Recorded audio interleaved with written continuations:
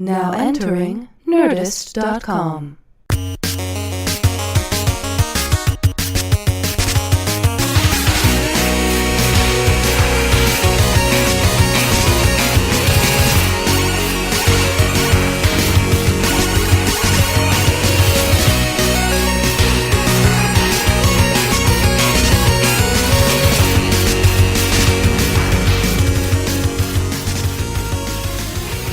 Here's the cellophane. Wow. Is that good? This is a good fucking cookie. And it's a vegan cookie, and I'm not a vegan, but it's a vegan cookie. I like vegan cookies. I like These vegan are cookies as from well. a company called Alternative Baking Company, and they It's another reason I don't. No, I'm not gonna. they're gonna what? I was gonna talk about somebody. Badly. Not good while we're being recorded. Nah. So, Chris, you have an actual girlfriend? Yeah, she's in the other room, you guys. she probably won't come out. She's always in the other room. She probably won't come out because yeah, but I have a girlfriend, and we have a lot of sex with and You get all her pussy. yeah, I get every pussy that a girl would have. I get all of them. I get Every all of mom them. when she grows the pussy. Yep, that's right. You know, when the man takes that part that, The pee part, right? yeah, where he pees in her. When the man pees in a woman's pee hole. Yep, right in the pee hole. And then he pees thick pee. It's thick white pee, out of it, yeah. and then 9 weeks later, a baby comes out. Hopefully yours. Yeah. No, that makes sense. I think so. That's how it works. We're munching cookies. Nothing worse than eating on a podcast. The sound of it. Oh, I would have said cancer. No, there's some things that are worse. Anything that are worse? Yeah. Name one. Fucking on a podcast? No. Fucking How about does is that pretty awesome. works? If we were fucking on this podcast? Fucking a pile of cancer Oh. on the podcast would Like be a way tumor? worse. What? Yeah, fucking a tumor. Like a vaginous Sound a tumor. little like this. Hey, have you ever fucked a tumor? Actually, no. That's delicious. No, it's quite nice. At what point do you taste it? Sometimes I'll just cut it like I'll be at the morgue or whatever and just like cut a hole in Or whatever. like a dead guy's thigh and just It's not as Close your comfortable as eyes you and- think. Matthew worked at a funeral home. did you And really? you played a guy who worked at. This is crazy. Will you embalm me? Would I? Yeah, will you? Yes. We promise here and now to embalm me when I die. Don't you want to get to know the person who's going to embalm you? I feel like it's A little better if you better? don't. I feel like doing a podcast with someone is a great way to know them. Get to know them. This is how you really get to know people. Yeah. But you fight alongside them in war, or you do a podcast. But it's really just those two ways. Rainn Wilson, I first met you in the year 1999, I think, maybe, or 2000. I'm remembering 2000. I think it was 2000. Okay. We were doing a movie called House of a Thousand Corpses, and Rob Zombie put us in a weird room to audition together. With, That's right. With the two girls, Yeah. Aaron Daniels and Jen Jostin. That's right. And I think he ended up putting that footage on the DVD. Did he really? I think that footage of us pretending that we're being attacked by the Scarecrow. And like miming driving the car. Yeah, and like at that? the end you go, Rainn, we get attacked and we're screaming like, "Oh my God, Bill!" And then you just go, "And I'm dead," and you just fell to the ground. You actually said the words, "And I'm dead." Can we put that? Let's put that on the podcast. You can do that, right? Yeah, you can take anything and put it anywhere. There's no licensing issues. No one whatsoever. makes money off this thing. No, movies don't make money either, so it doesn't matter. As we pointed out in last week's podcast, where Back to the Future still hasn't made its money back. That's true. And Harry Potter lost money. That wasn't our podcast, though. That was a... No, That's was the our creative podcast. studio accounting kind of thing. Yeah. Oh, no, we're still in the red. Yeah. Really? That's one of the highest grossing films of all time. Well, we had one of the highest budgets of all time, which was about $1 billion. They built that town. They We built spent that $1 square. trillion on marketing. Literally $1 trillion. I was about to sing "We Built This City," and then I thought, well, you guys will never. You could have to pay for the rights for that song. No. so No, I'm I not think you gonna sing can. it. I think you can. You know, if you change We one of- built this city. on what? What'd you build it on? We built this city on podcast. Yes, now see, that falls into parody law because you made fun of the song. There we so go. so that's all right. That's totally all right. Yeah, Chris, we had a good time on that movie. I did have a great time. It was working on one that. of the highlights of my professional career. Are you serious? Yeah, Was that absolutely. your first? Was that your first big? That was your first kind of movie, right? Yeah, I mean, I had been in some small parts in movies, but that was my first, like, quote-unquote lead part. I don't know that you'd call Bill Hudley. a lead part in House of a Thousand Corpses. Rainn, James Lipton. Rainn, I'd like to talk to Bill Hudley right now. If I may I talk to Bill? Look, I'm just going on a road trip with my crazy friends, just checking out all the haunted areas along the road. Ladies and gentlemen, Bill Hudley. Oh my God! Room. Oh wow! He just took over. It was so good I couldn't tell the difference. It was He that just good. took over. I was like I was possessed. Rainn, what is your favorite swear word? Cum nuggets. I just want someone to say something weird. I want somebody to say something weird on that show. Is that show even still on? Yeah. Yeah. it has to They're be, still doing right? Inside the Action. Does he still do it? He's run out of actors, right? He did all of them. Billy Joel. I saw that. Oh yeah, that's an older one. That I'm was gonna not sneeze. bad. Bless Gesundheit. Bless you. It's a sneeze cast, and you know what? I just sneezed some cookie. No, I'm gonna wash my hands off. Okay. Keep going with the Wild Rainn. Rainn built this city on sneezing snacks. I enjoyed the Billy Joel one. I think sneezing snacks would be a great idea. If you could put some sort of a powder in your nose and then you sneeze a snack into your hand. Wow. It'd be sort of like... Like it comes out like a real Yeah, exactly. That comes out like a gummy worm. It's just like a Jello powder, and then you sneeze, and your body fluid activates the jelly powder.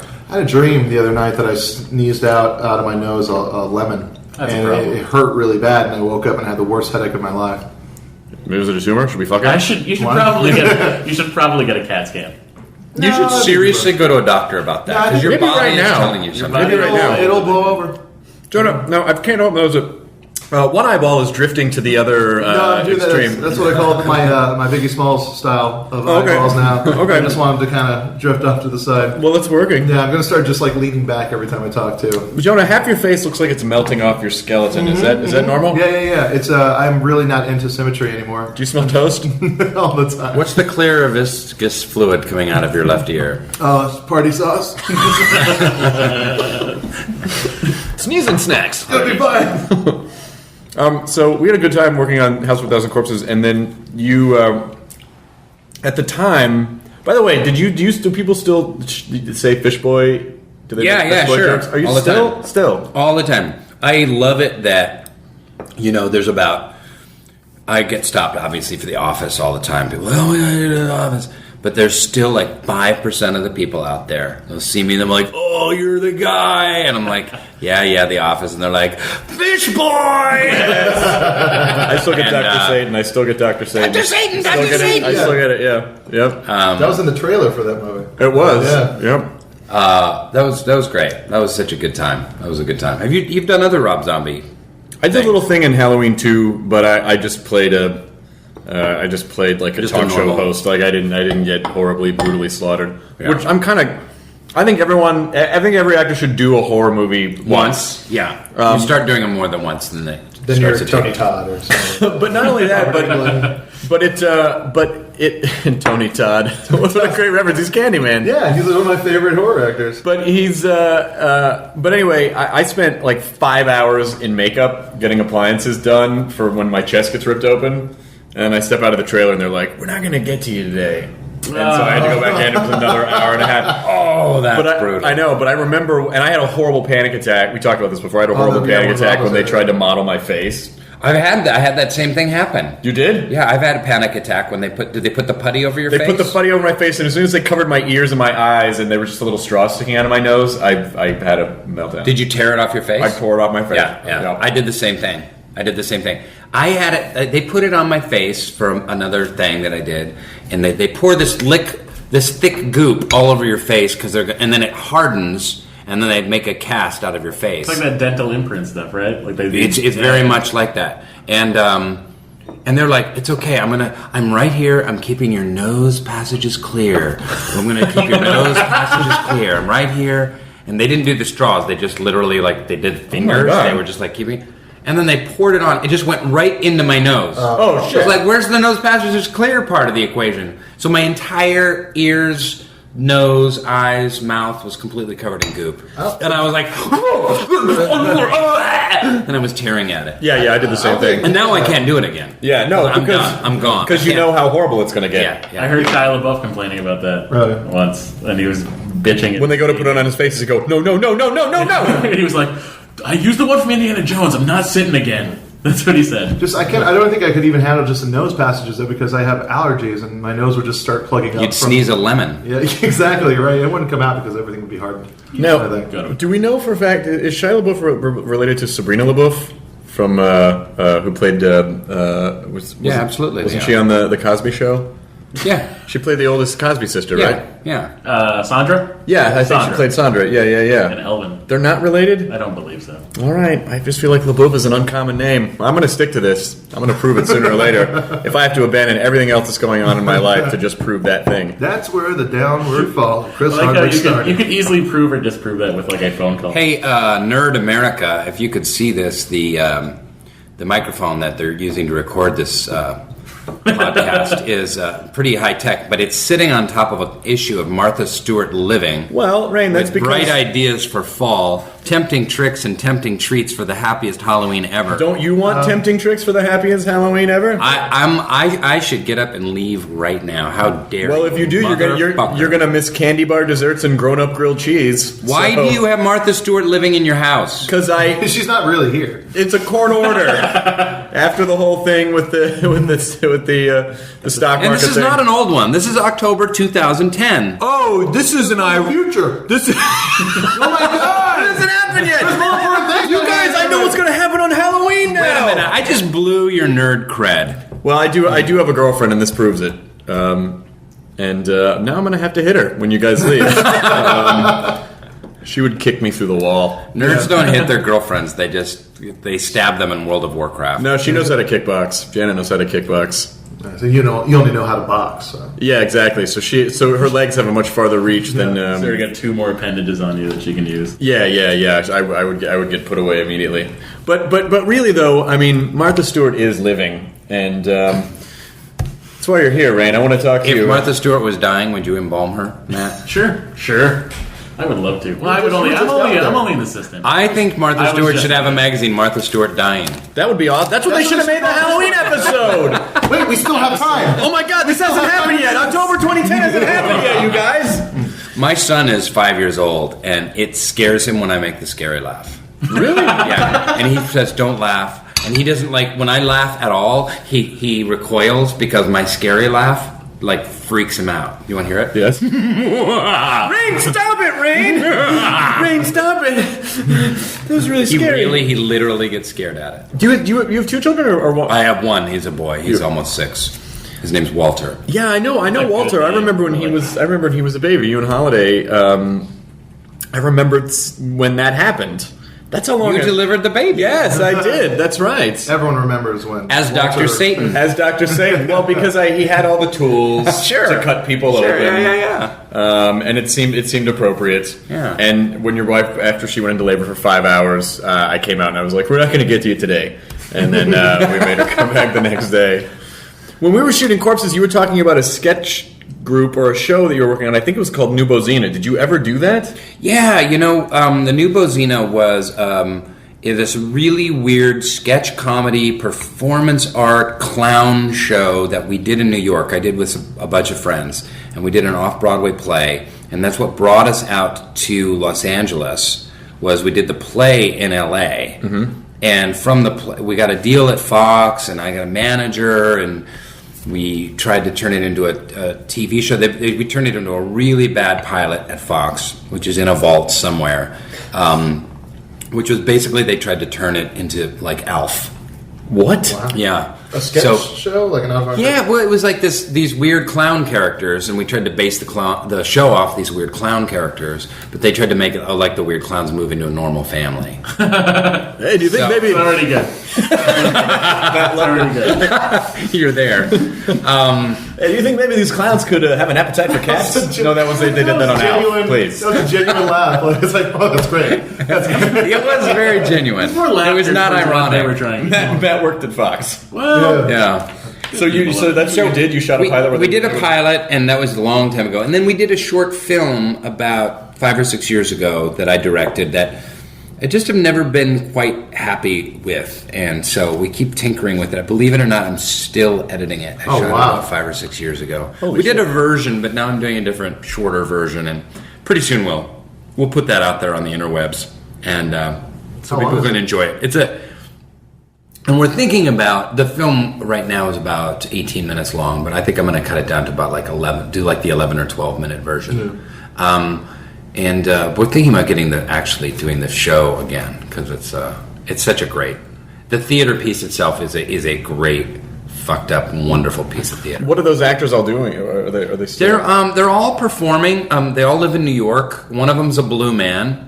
And the other two of them, awesome. And the other two of them, he was actually the fifth blue man. There was 3 blue men, and then there was the fourth, the sub blue man. He was number 5. Now there's like 87 blue men, all over the world. How did they? I mean, there was the great the blue man subplot on Arrested Development. Yeah. But how do they audition blue? Like, how do you audition for a blue man? Do you have to go in and? Armisen was a blue man. He was. Yeah, because Fred Armisen was a blue man. It's like drummers. He was a drummer at Blue Man, but I don't think he was an actual blue man. Do they make you like pick up a pipe and look puzzled by it? Like that's those guys always just puzzled. Like, whoa, this is a pipe. I have the craziest. This is the best. If you ever get Jason Sudeikis on this podcast, he has the funniest blue man story. And to me, this story is what life is all about, because Jason Sudeikis wanted more than anything else in the world to be a blue man. He was convinced.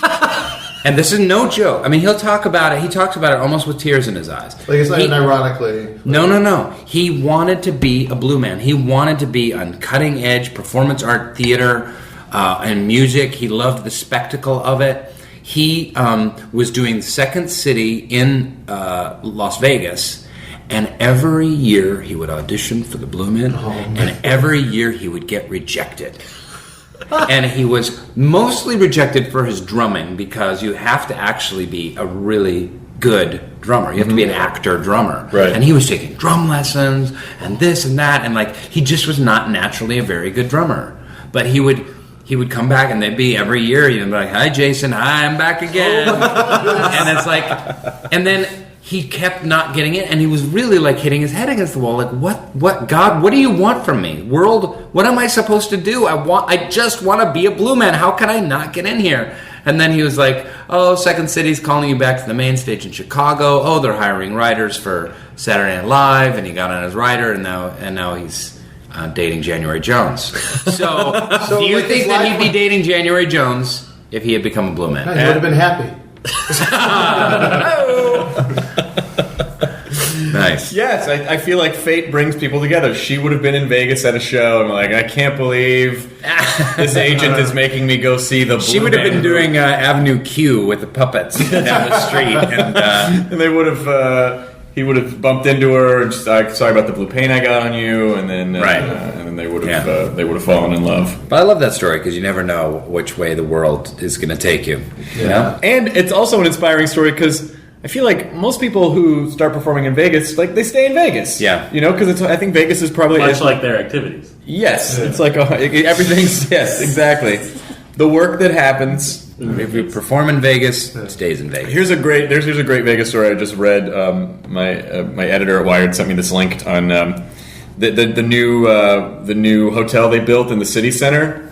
They built it has this curved body, and it's all glass. Yeah. And it gets sexier. So it's like half as big. There's an area that if you're sitting by the pool, it focuses the sun on you like a death ray. And so people were sitting there, and then all of a sudden, like, they would start to smell burning hair and realize that they were being singed, and like plastic was melting, because it's like 20 degrees hotter. Oh man, and so that's fantastic. And so they have to figure out how to go in and fix it so that boom, problem solved. Solar panels provide enough electricity for the entire hotel. Boom, problem solved.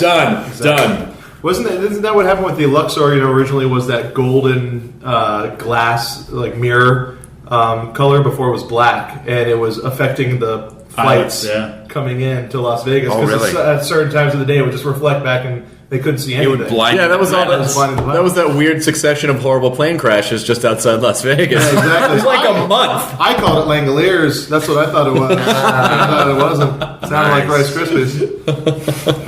There was that, and then the God Amenhotep laid waste until they repainted the. Raw was very upset. Very upset.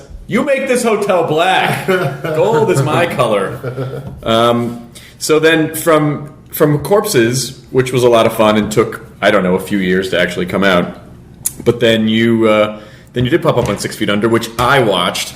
And you were great on the show. And it was just sort of like, I remember having a conversation with Rob about it, because Rob was like, have you seen Rainn on 6 Feet Under? And I was like, yeah, I just saw the first episode. He was like, holy shit. And, we were both... I don't think Rob really thought I could act. He just thought I was like an adorable dork to stick in his movie and saw it in half. So. I don't know, because the only reason I got the part in House of a Thousand Corpses is because I was friends with Rob. And it was like clearly, yeah. Well, I and so I was privy to the casting process, and he was like, oh, and there's this guy came in, he's really funny, and he's got these glasses, and he looks kind of 70s, and he's really hilarious, and it worked out really well. That worked out good for all of us. Now, when you were auditioning for The Office, were they like, Rainn, can you pretend you're being attacked by a scarecrow? They did. Creature? They did, actually. Yeah. We're going to put you in this fish makeup. Fish makeup. Like fish would wear. Yeah. And Steve Carell dressed up like Otis. Yeah. And we and Jenna Fisher dressed up like Baby. Hey. And we just did a little reenactment. That's fantastic. Greg Daniels was a huge fan of the movie. So. That'd be great if every job had there, like someone was like, "Would you do the fish boy thing?" Like, come on, when is that gonna? That was really just like 5 hours of you sitting in one place, right? Yeah, I just sat in a table with a hole in it and just pretended to be sawed in half. It was pretty awesome. That was pretty awesome. Yeah. Did you? These guys are like, I didn't see it. I didn't saw see it. the movie. I saw it.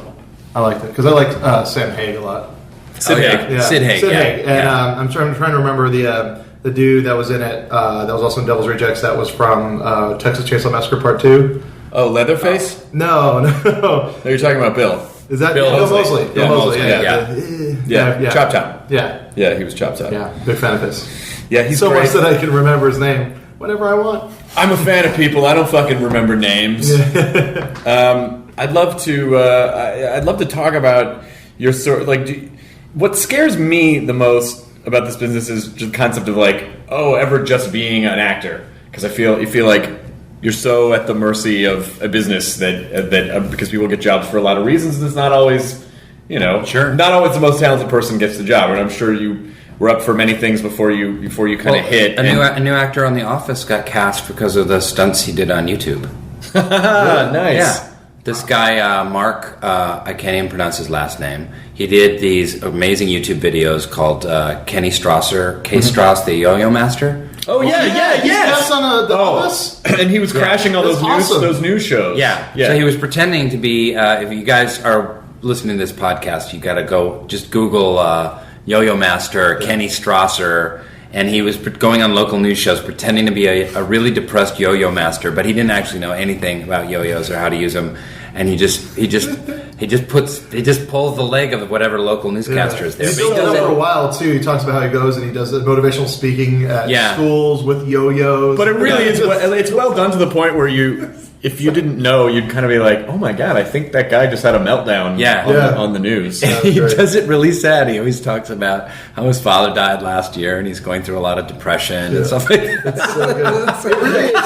You didn't think that stuff could still be like that good after Borat and after something. Everyone kind of just did it the best, and then this guy just is perfect at it. It's so good that something came out of that. But you're right, Chris, because you're an actor in LA and you've got your headshot and you're waiting for the phone to ring, and that's a terrible way to do it.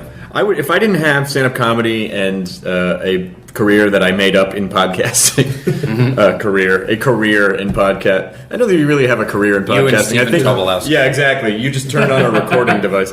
But I feel like I would probably go crazy. So how do you kind of navigate those emotional waters when you're out here and acting is like your main thing? Well, yeah, I mean, I'm the same as you. Like, I saw right away, like, you know what, I am going to put a gun in my mouth if I just sit around waiting for the phone to ring to get an audition for CSI Miami. So I need to kind of do things myself. So I started writing scripts and directing little things and just, creating my own stuff. So that's what kind of keeps me, that's what really feeds me. Yeah. And it's great. And then the office worked out, and now I've been producing some things and writing some things, and it's really cool. Are you going to do that thing that a lot of really funny comedy actors do when they get much older and like 20 years ago, like, I don't want to be known for comedy anymore? Is it going to be the Chevy Chase thing where, like, in 20 years, if people are still like, Dwight, and you're like, don't fucking call me that. Like, you're gonna flip out. I'm totally gonna do that. I want to do that. But I do have a thing about people calling me Dwight. It just fucking pisses me off. Dwight, yo, Dwight. It's like, my name isn't fucking Dwight. It's a character that I play. You know what I mean? That documentary you do. Yeah. What's it like to work at that paper company? Well, an airplane pilot doesn't walk through the concourse and you don't go like, Alaska 5730. Yo, Alaska 5730. There's actually footage of Matt LeBlanc freaking out just the other week about being called Joey. No kidding. Paparazzi guy called him Joey, and he just paraded the dude. Was it? He didn't get violent or punchy. He's like, that was a long time ago, and I don't do that anymore. Was it please. Was it for the show he's doing? That is a possibility Because he's doing a show where he plays himself. Really? Oh, maybe that's He's doing a show on. Maybe you just got pumped. I just got Joey. You got Joey, but don't call me that. He's doing a show. He's doing a show where he plays himself. I saw a commercial for it. I can't remember what it's called, but episodes. Episodes. Yes, I saw that. Yeah. Episodes, and he's sitting in the thing, and he's like, "What if Brian?" He's talking about Ross and Rachel. It's really weird. I mean, I hope it's a funny show, but but people still yell Jenny McCarthy at me. Like I'll be like, That I'll was go 15 years ago. Jenny McCarthy. He doesn't even look like her. So. No, not anymore. Not anymore. Not little since I Maybe lost you those can at kids. least yell Carmen Electra. No. Or, it started to shift to Olivia Munn because of G4, which I feel like, like if you can survive a couple of different girl hosts that people try to associate you with, then that means you've been doing it for a long time. And so I sort of took that as a milestone. Like, I didn't just... I saw you Plus, years ago you and I don't yelled get the MTV Beach House Tiki God. Yes. You didn't turn around though. I didn't. No. I love that Tiki guy. I made him do the outgoing message on my voice machine. Really? Yeah, that guy's name was Andy.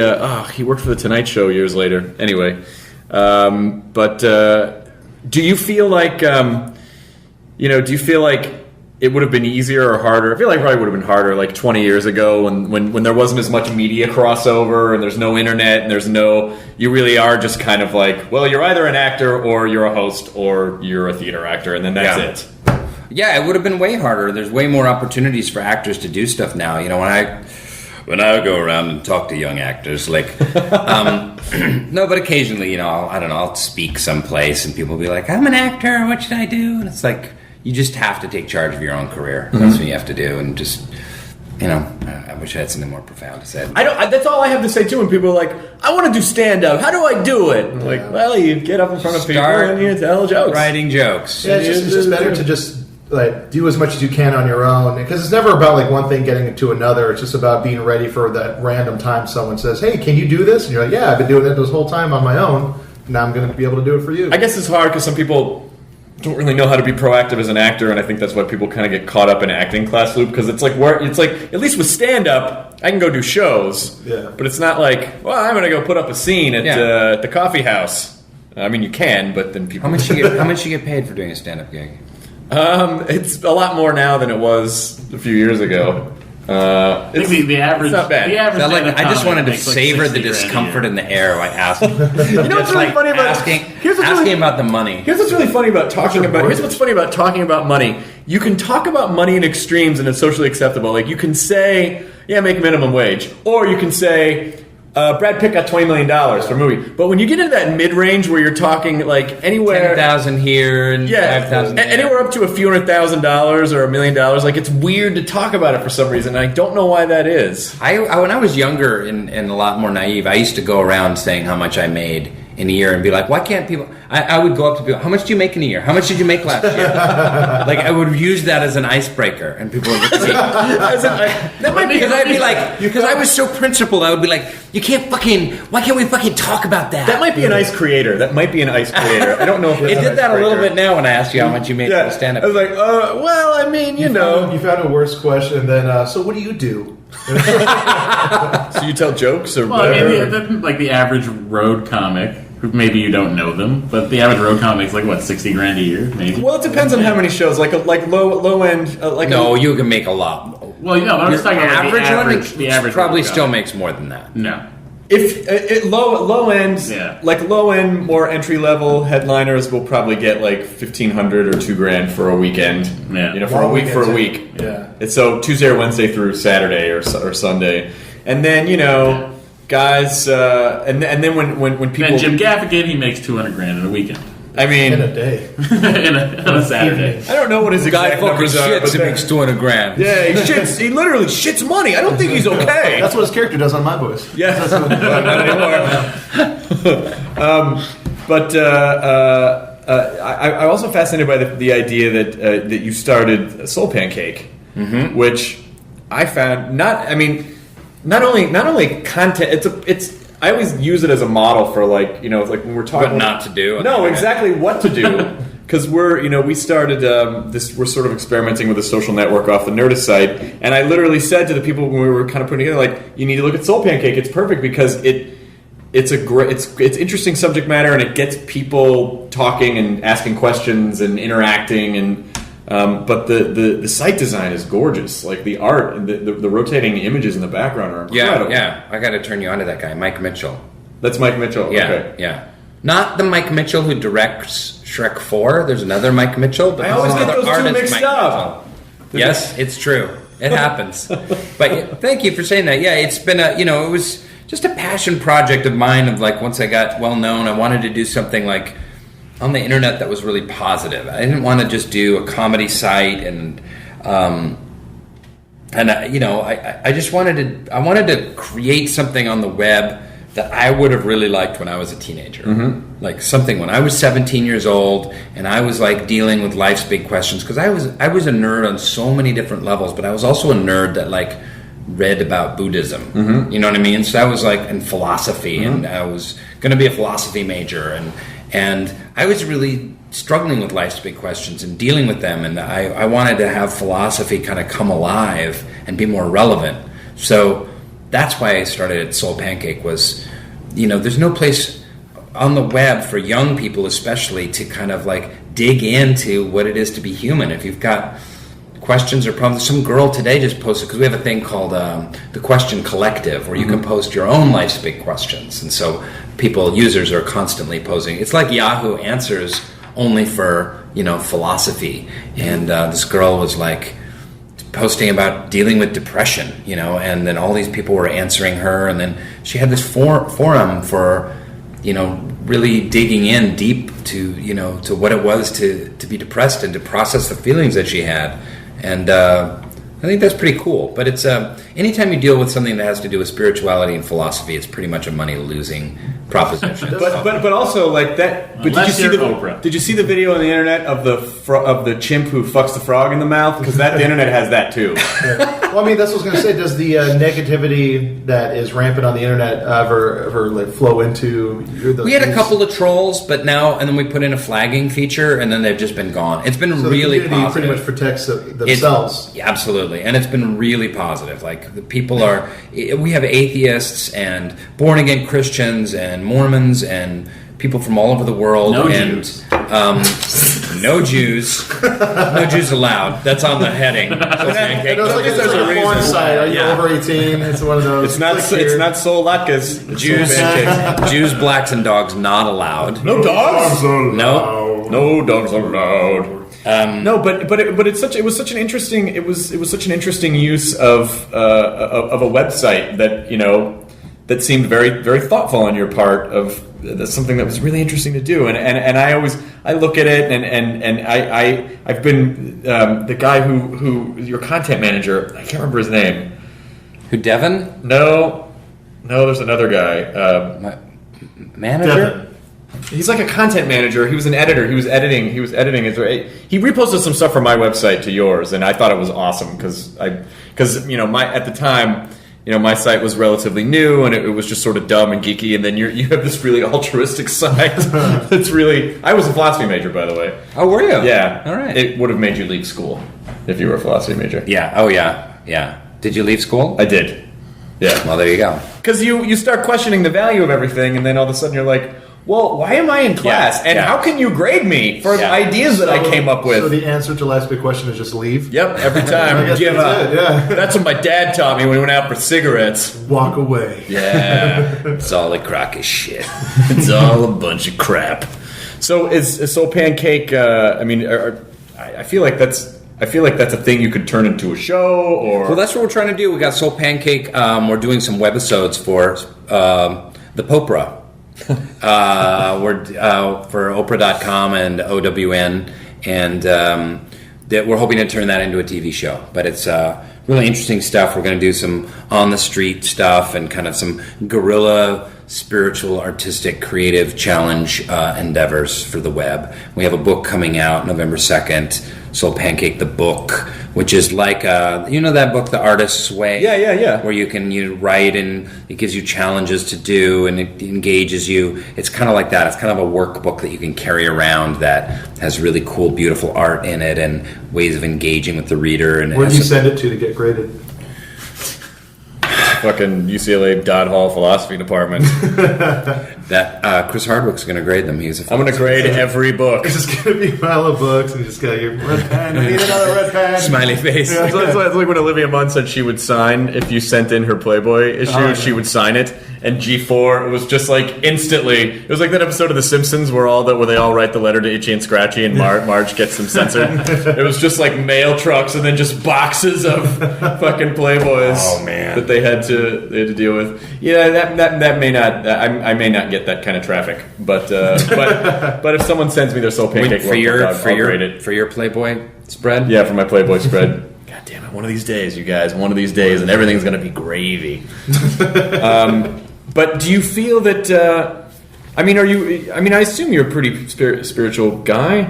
Yeah, I have a spiritual practice. Sure, it's important to me. But the thing that's most important to me than that is the fact that one of the reasons we started Soul Pancake was literally this conversation I had with Ed Helms, and I quote this in the beginning of the book where. We just launched an early version of the site, and Ed Helms was like, "So what is the Soul Pancake business?" And I was like, "Well, it's a site that's seeking to explore creativity and spirituality." And he said, "Well, those two things are kind of mutually exclusive, aren't they?" Interesting. And I kind of thought about it, and I was like, "Wow, this is now my mission," because I really believe that we live in such a compartmentalized society. We have our work, we have our spiritual beliefs or not. Our friendships, our creative life, our hobbies, our family, like they're all of these different boxes.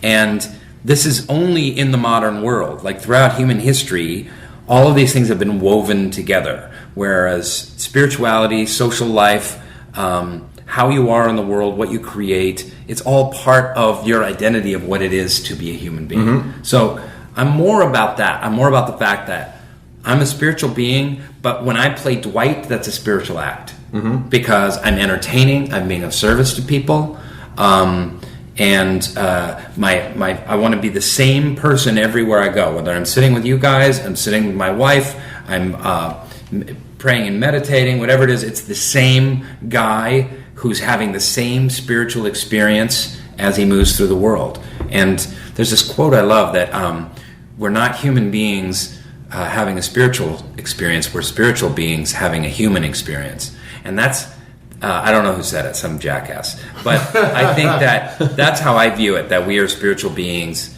in the physical world having a human experience.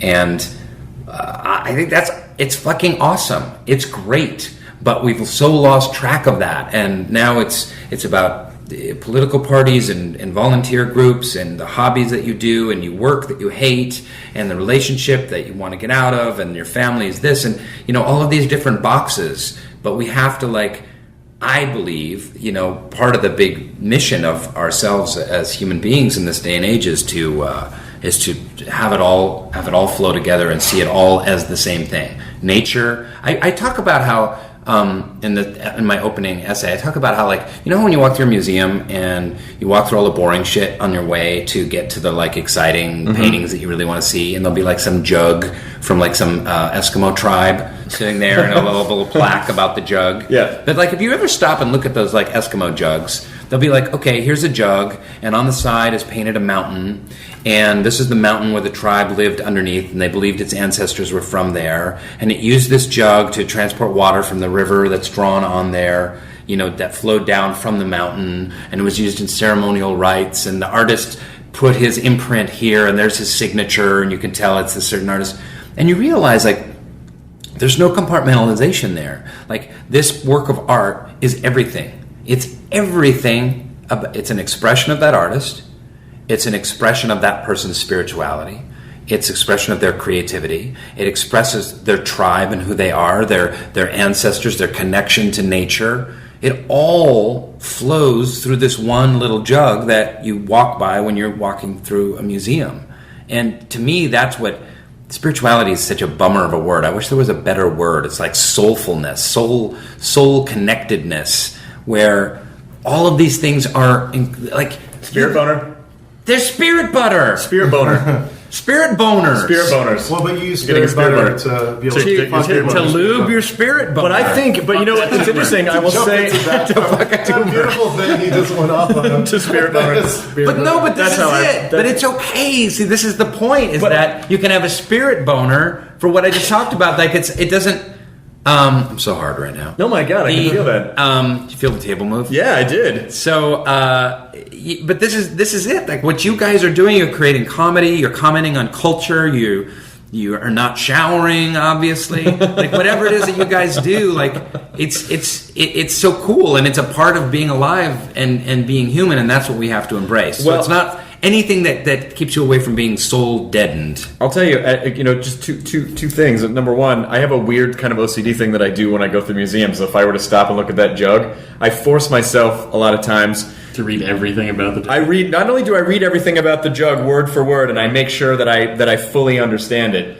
It's like a job, I feel like, when I go to museums, because I feel like I have to do that. But the other thing I do is I look at that thing and I think, well, this jug has survived, or let's just your jug example. This jug has survived for 3,000 years. 3,000 years, and I just imagine, and I literally feel the smallness of my life compared to it, because I feel like all these things that have happened, like anything in history that we've ever heard of, and for probably 2,000 years, that jug was just sitting in the ground, just as it is, and it has existed the entire time on this earth, and all of these things have happened, and it still survived, and here it is. Like I have these weird kind of like existential artifact moments. When they found that Iceman.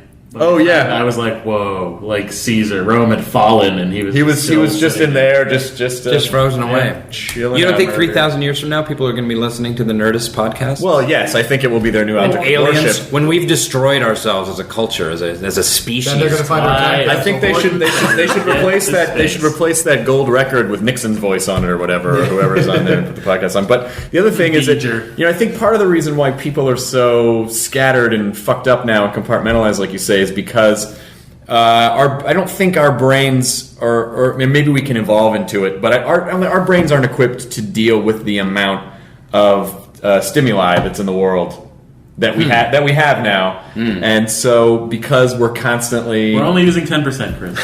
10%. there's three. That 10% is getting overloaded. There's 90% here. But I feel like people, it's because all information is available at all times, and we have to manage that with our brains somehow. I think that's why people compartmentalize and they stick on to like a thing, because they're like, I just need a thing because there's too much in the world. They need a totem. They need a totem. The totem. They need a totem. They do need a totem.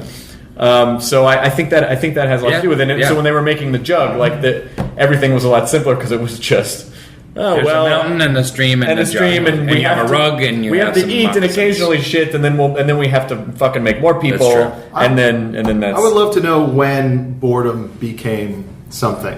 Like, when did someone have nothing to do? Like, what time of, like, in our I society? think boredom is as old as time itself. You think I so? don't think so. I think 'Cause before boredom. they always had something to do. Boredom goes hand in hand with decadence. It is. So, like, Interesting. kings, So you think? the first boredom was the first decadence in ancient Greece, and then the second boredom was in ancient Rome. I'm sure there was some Sumerians or Babylonians that were bored. I bet there's some Egyptian princes that were sitting around. Yeah, they going, just got on top of their. how many virgins can I deflower today? Just the idea that someone way back in the day, it's like, like how many, like a caveman killed all you need to kill, like harvested all you need to harvest, impregnated his wife, and just say, I'm bored. They always had something to do. Well, I think boredom probably came with consciousness, like because you can't really be bored. I don't know if you can really be bored unless you're conscious. And then, like once you're conscious, then you can kind of be like, oh, because you're not conscious, you're just driven by your immediate needs. Like you're not dying, shitting, whatever. And so then when you become conscious, then you can willfully not do things that nature tells you need to do. And I think it's anytime it is. I do believe that boredom comes along with decadence. That you get to a certain point where a culture creates too much plenty, where you have grain is stored up in the warehouse, and you have servants working for you, and you're of a certain class. And Stevenson, will you bring me my grain, please? and then that's when boredom sets in. But we're at a crossroads right now. I think humanity as a species of what are we about? Because since what is the life, liberty, and the pursuit of happiness? Like our country is literally based on those things: life, liberty, and the pursuit of happiness. Like people want to be happy, but what is that? What is it to be happy? Is it having stuff? Is it accruing things? Is it being left alone? Is it having hobbies? Collecting insects? Mm-hmm. I have those in the other room. But you know what I mean? Like, so we're at an interesting crossroads. Like, it's not working. People are miserable. They're more miserable than ever. But they think that People they have are more everything. aware of how miserable they are than ever. Not only that, Because but people are told also, you shouldn't be miserable. and also people are able to. I mean, think of. It's funny. Like if I'm watching Mad Men or I started watching Boardwalk Empire and I watch these period pieces and people just misbehave in horrible ways, and I'm like, yes, there's no surveillance. Like their lives aren't on display for everyone at all times. TMZ. Like TMZ. That doesn't seem like it's stopping anybody because there's still people because there's a camera around acting out and being crazy. Jersey Shore. Jersey Shore. Most of all the YouTube kids. They're doing things horrible on purpose. Like that fucking jerk who was going on local news shows pretending to be a yo-yo master. Sometimes what? But I honestly think that I think that people keep feeling like happiness is this touchdown that they have to all of a sudden feel and spike the ball, and then sometimes you really kind of have to. Because I get caught up working all the time and pursuing whatever it is that I'm pursuing, and my girlfriend tells me a lot. She's like, sometimes you really just need to stop and just appreciate. You like Me and my vagina. It's not. Rainn, now that you mention it, that happens a lot. And especially in our stuff, when we're always waiting for the next thing to happen or waiting to do something. It's like, oh, I got a party on Friday. I got some work to do on Saturday. You're always waiting for that next thing to happen. And then, a year will go by, and you're like, wait, what happened? I was just constantly waiting for something to happen, which brings it down to that. Because happiness is always around the corner. One rarely feels it. Yeah. When you think back to, when were you truly happy? And when you think back, what are the 5 happiest moments of your life? You realize that it wasn't happiness that you were feeling. It was, profound connectedness. My happiest moments are, fishing with my son. Mm-hmm. When my son was born. A romantic weekend I had with my wife or something like that. But it wasn't happy. What is that? Happy? Woohoo! Roller coasters are happy. Do you know what I mean? I think that real happiness is content. or at least, I like the connection idea because I think sometimes when I think of something will happen and then I'll be happy. I tend to, condense happiness into a moment. It's just going to be this moment of pure joy. Yeah, and then from there on out, it's going to just stick with me. Exactly. Well, as opposed to an experience where, you sort of feel... The ancient Greeks had a word for it called eudaimonia. And I think this Eudaimon. word... Eudaimonia. You just sneezed a lemon. No, Whoa! You just made you made some sneezing snacks. It's a white dove. Okay. But eudaimonia, if I'm saying it right, is what you talked about, contentment. But it's more than that. It's a deep, rich, inner soul-filled happiness. and it's a kind of a profound happiness. I was going to try and look it up on my little iPhone, but I don't have an internet signal here. Oh, I do. Nor will you. Yeah, no, I can. Here. Little iPhone. So how do you? So how do you find that? I mean, like, do you? And well, here's the other thing is too. I think people. But this is part of what I think that Soul Pancake is about, and what kind of my life is about is how do you connect these dots to bring people to eudaimonia, to realize that having material things and like the life of the guys. The Jersey Shore is a perfect example. Like the Jersey Shore is really the reason that show is so popular. Is like they're living the kind of decadent dream of every young American. They're just like fucking in hot tubs and drinking gallons of light beer. And they're just famous. Yeah, they're just famous. And without for doing nothing. Without merit. Having abs. A friend of mine was just in Las Vegas, and they went to they got dragged to a club, and it was packed, and someone was like, "The situation's here," and they went to the club, and he said everyone was a Guido, and he goes, and I thought that was a thing that people were ashamed of, and I said, yeah, but it's sort of like rednecks or nerds or like any kind of stereotypical group, like when you cluster them together, and they can like they want to celebrate that they're really that thing, because it makes it okay. Like a Star Trek convention. Like a Star Trek convention, or this Guido club, or but I don't know. I found eudaimonia here. Eudaimonia is and by the way, Greek is I had to take Greek and I went to Catholic high school, so I had to take Latin, and they made us take Greek a little bit. Good. And good. Greek is an interesting. Ancient Greek is interesting because they have like they'll have a ton of words for the same thing, but there's slight variations on the specificity. Like the Eskimos? I guess so. Snow. They have a word for Schadenfreude? They probably do. Eudaimonia is a Greek word commonly translated as happiness, commonly. Etymologically, it consists of the word eu, good or well-being, daimon, spirit, minor deity. Although the popular usage of the term happiness refers to a state of mind related to joy or pleasure, eudaimonia rarely has such connotations, and the less subjective human flourishing is often preferred as a translation. Human flourishing. That's interesting. And that was this week's Chris Reads Wikipedia. That's right. Welcome to Hard Wikipedia. That was one of my tweets from last week I was most proud of, which is I said I tweeted, I printed out all of Wikipedia. I wonder what that would take. How many million pages? I'm sure there's some kind of infographic that somebody's made. If you printed out the internet, it would be this many. You could stretch it all the way to Pluto and all the way back. So, but human flourishing, does that mean just constantly growing as a person? As like never really reverting back to anything you were before, but just continuing to grow. And you know what? I think that's interesting that you say that, because I feel like people get depressed. I feel like people get depressed when I feel like depression is. I mean, unless you're talking chemical depression, but just in general, like sadness. Chemically. I feel like you get depressed when there's excitement with no outlet. So like if you get excited for something, but then you don't have a way to express it, then I feel like it just kind of flips over on its back, and then you get depressed because you don't have a way to express that energy. But I think people need to keep growing in some ways, and maybe that's why we're always pursuing stuff so hard, because we can't ever be still. But what we need to pursue is human flourishing, and sometimes human flourishing comes from like not doing anything. Like you can take a day of, meditation or sitting under a tree and just eating a hot dog, and then you can be in that human flourishing. Is that what you do? You say you meditate. When you're meditating, what do you? What is it? Is there a specific place you're trying to find, or is it just you're shutting everything off? Well, me personally, I meditate every day. I do. But the most basic kind of meditation that I do, that most anyone can do, is you take a couple of minutes to just get in your breath and get in your body and just relax your body, and then you literally just take 5 or 10 minutes, just put it on your iPhone on the timer, and you just try and stop your thoughts.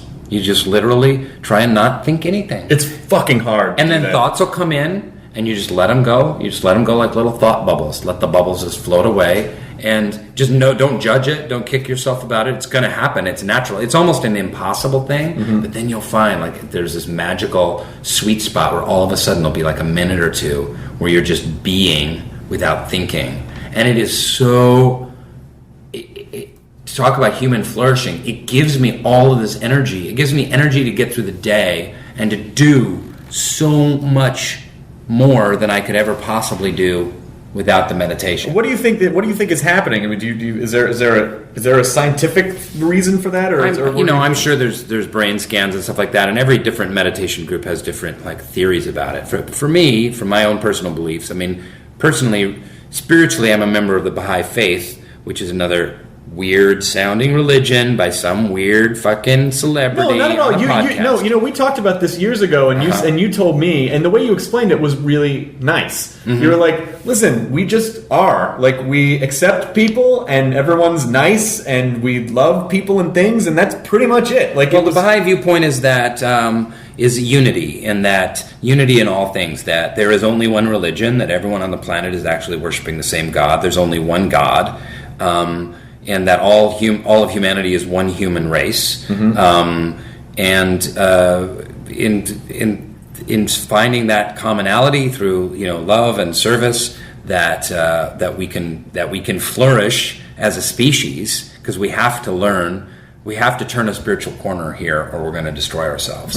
So that's what it is in a nutshell. I mean, that'd be a long podcast talking about that. No. I think it's good. I think it's good to talk about stuff of substance in between the fart jokes, chimp raping frog jokes, but or the tumor fucking, or the tumor fucking is another example of that. Yeah, there was a time in my life where I was feeling really depressed. It was before I started doing comedy, and I was living out here. I moved out here with the intention of doing comedy, and I just didn't. I just lived in San Pedro, hung out with bands, and went on the road and just drank all the time. And I was working at a record store in Venice Beach and a Borders coffee shop in Torrance, and I just did nothing. And I was getting depressed all the time, and I'd never been depressed before. I grew up playing in bands in Hawaii, and I moved out here and I was just doing nothing, not moving forward, didn't have any kind of outlet, like you were talking about, like that one thing to release that excitement you have about anything in life. And a weird thing that happened where I was during my lunch break, I would go to my favorite burrito place in San Pedro, and I'd get halfway through my burrito, and then I would start to get disappointed because the burrito was almost done. and it's this is my favorite burrito, and I was almost done with it, and then I would be like, oh, I'm halfway done. After this burrito is done, I go back to work, and I start feeling shitty again, and I don't like my life, and I kind of had to make this thought process of but that's not here yet. That's not the burrito is still here. You still have it. Like, I wouldn't be able to enjoy. You're trying to enjoy the present. You're trying. Yeah, exactly. And so I called. I would call it in my head, believe in the burrito. And it was just like fantastic. It was just my idea of just because don't let what might not happen or what might happen not bug you. While you're just living in this one spot right now, just enjoy the rest of the burrito and then wait and see. Yeah, but don't let it ruin your fucking That is a swordfish perfect burrito. analogy for life, right there. Is just enjoying the burrito one bite at a time, as opposed to I'm going to get. Most of us get the burrito, are excited to eat it. All of a sudden, the burrito's gone. We don't remember eating it. We're full and we're unsatisfied, and then we go back to the job that we hate, and so we just aren't living in our bones, Yeah. And. Have you ever listened to Eckhart Tolle or read Eckhart Tolle? I read. Yeah, I listened to. I was going through this period of time where I was just downloading any audiobook that I thought was some kind of, even if it looked like the worst sort of crappy self-help book. I was like, you know what? I'm going to listen to stuff in my car because you're in your car in Los Angeles a lot, and I figured even if it's shit, then it's better than just listening to the same music I listen to all the time, and I can at least go, all right, that was shit, and I know that was shit, and that's not the way you're supposed to do it. And I believe I did listen to one of his books, and The Power of Now. The Power of Now, Really good. and Or did it drive you crazy? no, it didn't drive me crazy. And I think I listened to a book by the guy that published that book.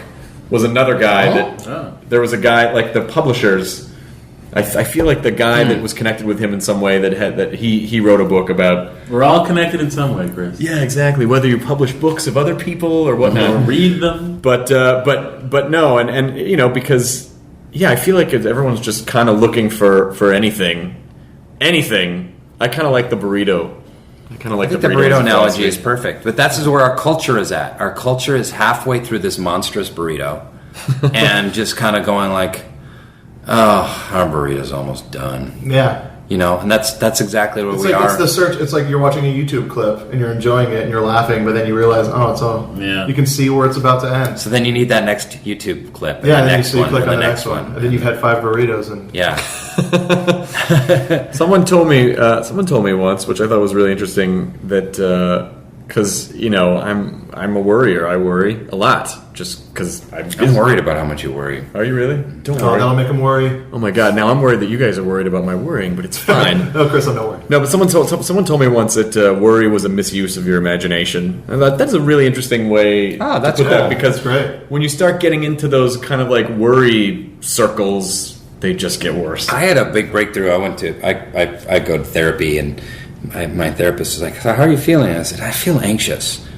And the therapist was like, "Yeah, but how are you feeling?" I'm like, "What do you mean? I just said I'm feeling anxious.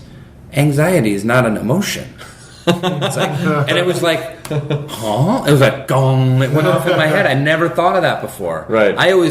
I identify myself with how much anxiety I am constantly feeling. I'm always under some kind of weird anxiety, and this is why part of me I have to meditate, because otherwise my anxiety just takes over like a weird shitstorm in my head. Yeah. And but I thought that was really cool, because I think also, I'm going to speak on the broadest terms, like we as a culture too. I keep going there. Like we're anxious, but underneath, what is that anxiety? You know, we're consuming, we're joking, we're talking fast, we're texting, we're tweeting, our wheels are spinning 100 miles an hour. We got little duck legs under the surface of the lake paddling away, but what underneath that is fear. We're just afraid. That's what's going on right now. I think we're Well, of afraid course, for just But we're not in touch with like, what's that? But do you think we're just afraid of the end of whatever we're being stimulated by?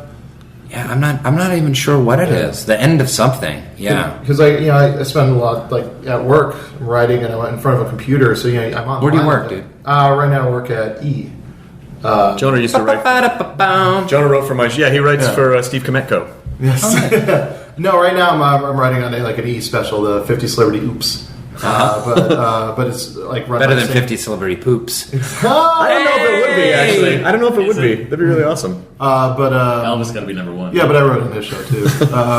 But Burt Reynolds was shaped like Dom DeLuise. Anyway, spend a lot of time online, and sometimes when something happens in our culture, it's just a waiting game to see how fast that will become a meme online. We were talking about this earlier with Sad Don Draper. Yeah. The crying Don Draper from that episode of Mad Men, where it's like the episode came out, and then the next day there was a website dedicated to putting his face in front of the Hindenburg disaster or a concentration camp, or and so now when things happen, everyone's like, how's that going to be mashed up or auto-tuned or a GIF turned into a GIF with sunglasses coming down on their face? Yeah.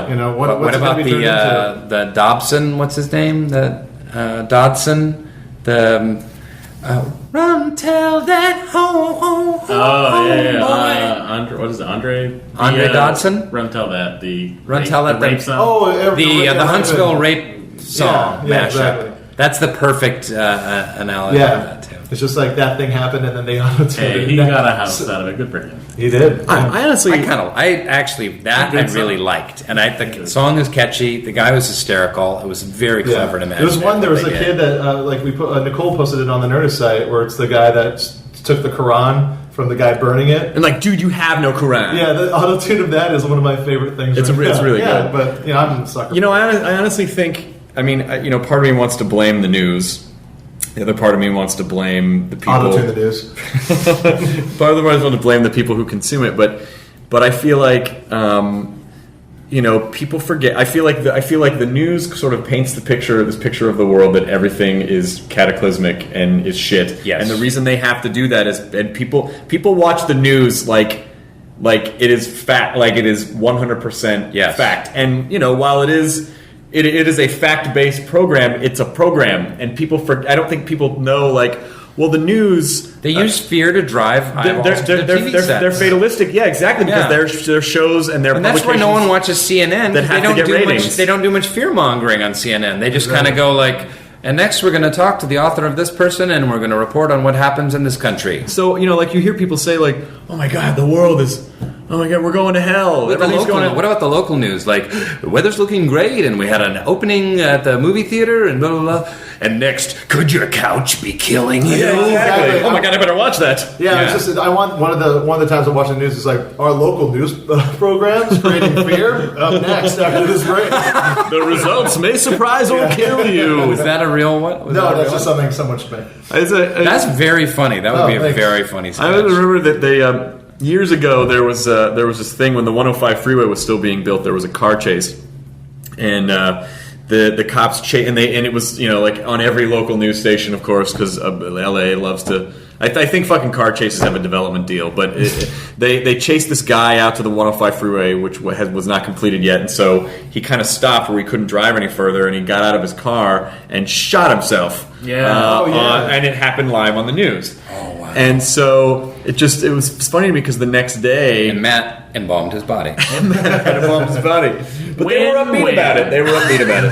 But so there was this kind of smug sort of the next day, like, well, we're very sorry. That certainly was not responsible journalism, and obviously we know kids had just come home from school. Yeah, and my friend George. We're sorry that they saw that. Yeah. But remember, kids shouldn't have seen that here first on Action News. Like, they still kind of had this sort of smug, we're the first station to atone for our atrocities. And they're like, come on, don't fucking try to take credit for apologizing for the thing you shouldn't have shown. Dude, in Hawaii, when Tyke the elephant got shot, they showed it over and over and over again. Like, they talk about that with the 9/11. Like they figured out like that all of these kids went through this intense trauma, and they're like, what was the trauma? Watching the towers fall down over and over and over again. Right. And this whole generation of kids in the United States went through a month where that was all that was on the TV. It was just people dying, people dying, people dying, people dying. Can I tell you actually a weird story about that? I was on a plane September 11th at JFK Airport. And we were supposed to take off. I was on an American Airlines flight. I was supposed to come back to LA because I was working in New York. And the pilot came out, like we weren't taking off, and it was like, what's going on? The pilot came out, and he's almost crying. And he was like, 2 planes have flown into the Twin Towers. And no one really had a concept of what that was yet. I think people were kind of like, wait, crop dusters? There's no crops, but it's tiny what? And then you turn around and you could see the plumes of smoke coming off the towers. And so there was just complete pandemonium. And they're getting people out of the airport, and you're hearing all this information as people are running past where they're like, they just attacked the Pentagon, and then they just attacked it. And so it really feels like, to be at that airport at that time when they're evacuating the airport, people are just getting on shuttles. All the hotels are full. There's no place to go. Of just kind of having this moment of all the rental cars are gone. This is it. This is it. This is it. And then that night, someone from the production that I was working on found me at some hotel in Queens where I couldn't even get a room. I was just kind of sitting in the diner there, heavily drinking, and because I was so freaked out. And we went back to this apartment of a guy who was one of the production guys on the show I was working on, and every channel was just that, the towers falling over again. One channel, and I can't remember what it was. I want to say maybe it was TBS, was showing Grease 2. And it was the best fucking movie I had ever seen because it was just a moment's respite from just all the horribleness. I watched Grease 2 and I was crying and singing the songs. It was such a weird, intense experience. They win the counter programming award.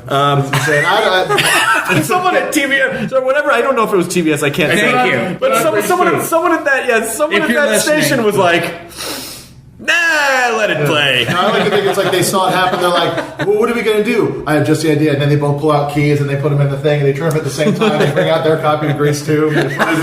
Our scientists at the Pentagon have determined that Grease 2 is just the right amount of pap and non-comedy to pull people out of a deep depression. Reproduction. It's got Michelle Pfeiffer in it. On 9/11, I was working at the record store in Venice Beach, and it was a Tuesday, so it was new release day. So there was these people just coming in because that's what they knew what to do with that day. Yeah. They just would wander in this fog, and it was so weird. It was just kind of and that whole thing with Dawn of the Dead. It's why are they coming to the mall? It's just that's what they did. Right. So there's just these people zombies coming in. And then just looking at the new release wall, and then a lot of guys came in because it's Venice. A lot of Suicidal Tennessee kind of metal guys are still there, and I was like, I'll take a Slayer album, God Hates Us All. Oh Pretty no! messed up what happened today, huh? Thanks, I'll take this. Thank you. See you later. Oh my gosh!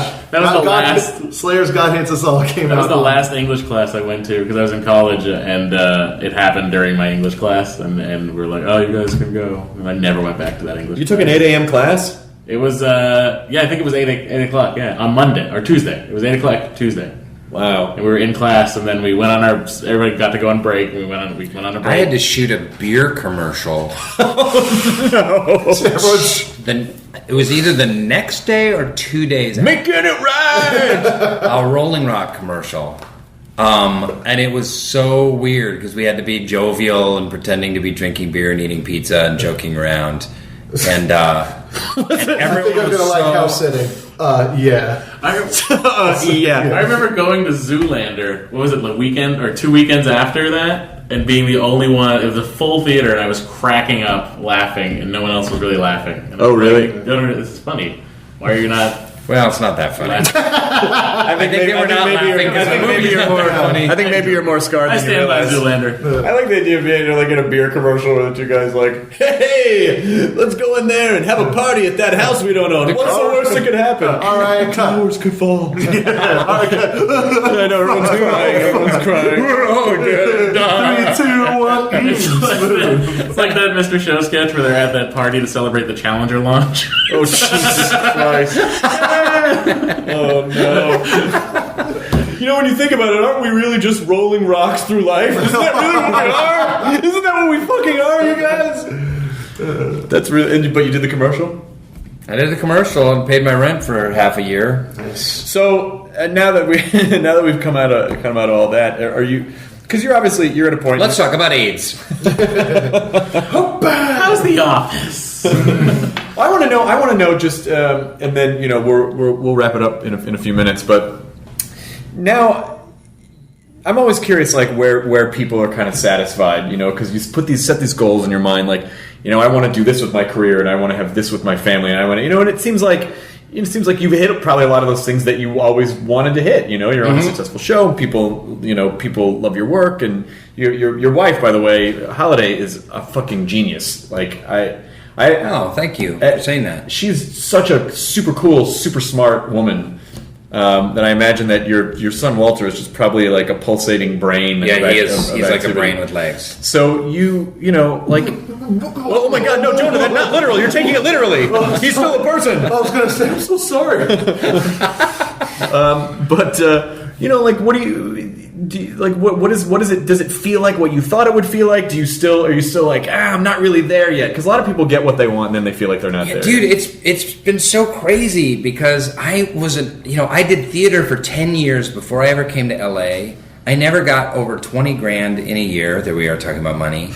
I'm very comfortable. And then I came out here and I did House of a Thousand Corpses and like Charmed and some crappy episodes and crappy pilots and stuff like Galaxy that. Quest. Galaxy Quest, classic. It's a good movie. And